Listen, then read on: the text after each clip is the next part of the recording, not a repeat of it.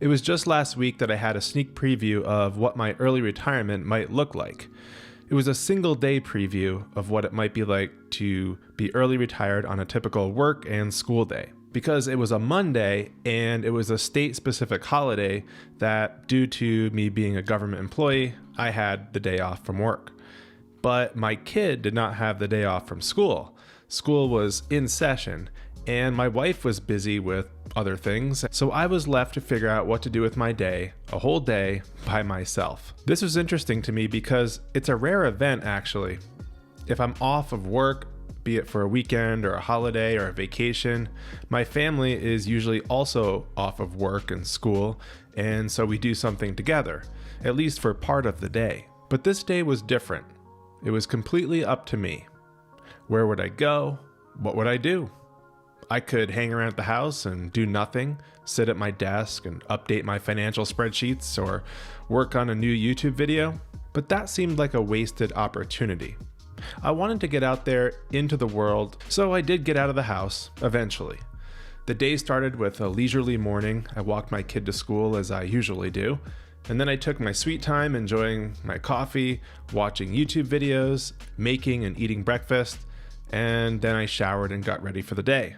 By the time I was actually ready to leave the house though, it was getting late in the morning, like 11 o'clock or so.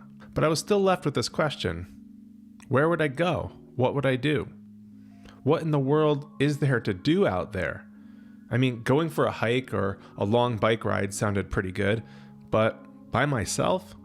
I know from previous experiences that these sort of activities sound good in theory, but the reality when you're out there doing it is that it's kind of lonely and boring when you're doing it alone. It's a lot like eating out by yourself. The food might taste good and all, but the conversation and the overall experience is awkward and terrible.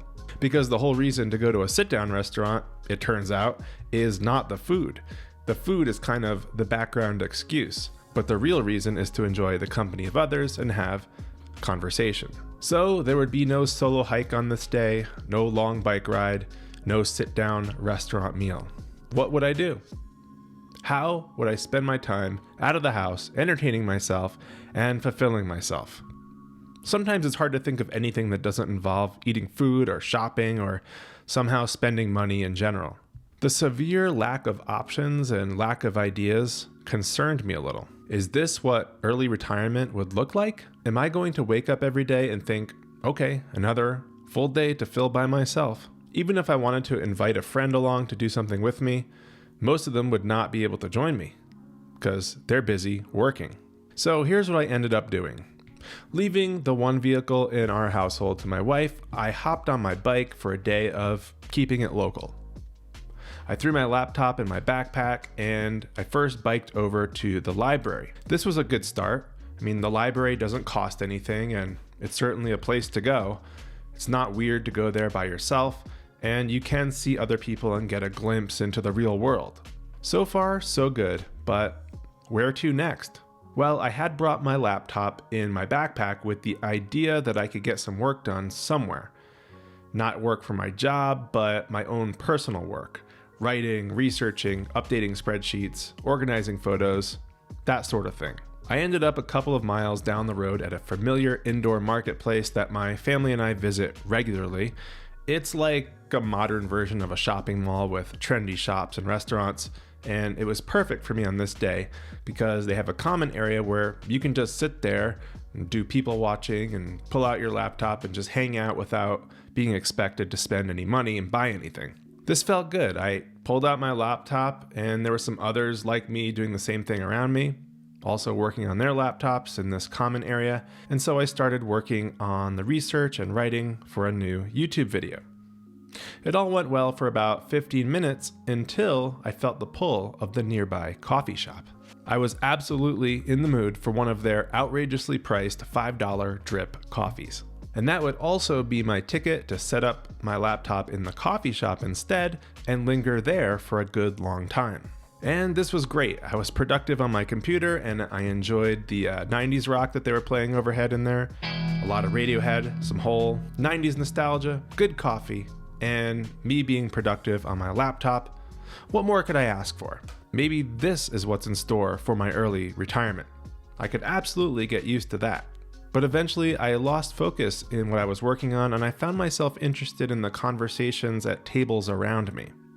Tables with 2 or more people gathered around, enjoying their beverages, but also talking to each other. I found myself wanting to listen to what they were saying. I wanted to join in with their conversation. I'm typically not a very outgoing person, but I do crave some level of social interaction. I think it's just a natural part of the human experience. I think we all need it deep down, whether we realize it or not. And so once again, I felt a little concern for my upcoming early retirement. How would I find social fulfillment on a day-to-day basis? Or would I just get used to life without it? It's not like I get much social interaction through my current job though either, so would I even be missing anything? I don't have the answers, and I still have these lingering questions, because for all the planning and theorizing about the financial part of early retirement, this experience showed me a ground level reality that I hadn't thought too much about. What would it actually look like to have all this time to myself? Would I even enjoy spending so much free time by myself? I realized that I hadn't planned for people in my early retirement. I mean, family and friends will be there much of the time, but often they won't. What then? I'm sure there are social groups, clubs, whatever that I can join, maybe some fire meetup groups and that sort of thing. There are a couple of resources I would start with to find groups like this. ChooseFI has a local group finder on their website. In my area, for example, there is ChooseFI Denver, ChooseFI Colorado Springs, and ChooseFI Northern Colorado. I might also be able to find groups of like-minded individuals on meetup.com. For example, in my area, there are the Northern Colorado Mustachians, and the forums at MrMoneyMustache.com might also be a good place to start. I will look into that, and I'll definitely figure this out. And even with my own family, I think it might be helpful to have more discussions about what life will look like after I retire early, rather than just wing it and hope for the best. I still firmly believe that early retirement is the way, and I'm not backing away from that, but at some point, you have to figure out what you're going to do with your time, day to day, hour to hour, and not only what you're going to do, but who you're going to do it with.